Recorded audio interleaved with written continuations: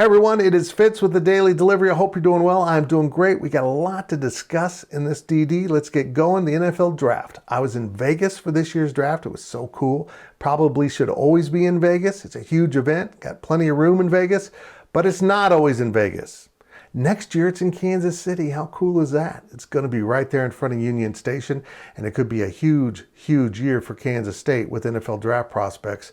Let's look at the list and start with the seniors, the guys that will be eligible for the draft. Daniel Green at linebacker, love him. Probably an outside guy or even a safety at the NFL level, but he can play some serious football. Malik Knowles at receiver, poised to have a big year with Colin Klein calling the plays. I'm rooting for Malik, as are most K-Staters.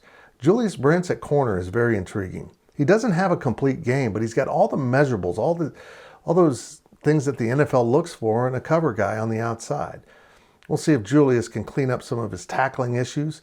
Maybe as his senior year progresses, he needs to. Sammy Wheeler at tight end. I'm fascinated with this kid. Will Colin Klein get him more involved in the offense and display his skills? He needs to. I'm excited to see it.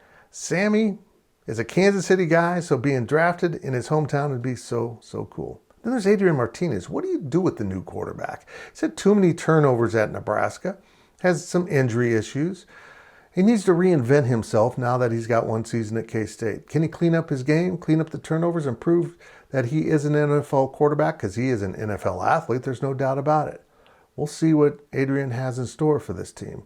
But probably the best draft prospects are guys that would have to declare early, and the top guy isn't named Deuce Vaughan. It's Cooper Beebe along the offensive line. That dude might be a first or second round pick. He is legitimate. And now he's moving to the inside to prove that's where he belongs, but he can also offer relief at the tackle spot, which is cool. Deuce Vaughan, this could be his last year. He's got, of course, another year in 23, but if he has a big year, what's more do you got to prove? He's not going to get taller, he's not going to get bigger, he's not going to get faster. He's going to be Deuce, and Deuce can make some big-time plays. Does an NFL team have a spot for a running back of that size, even smaller than Darren Sproles?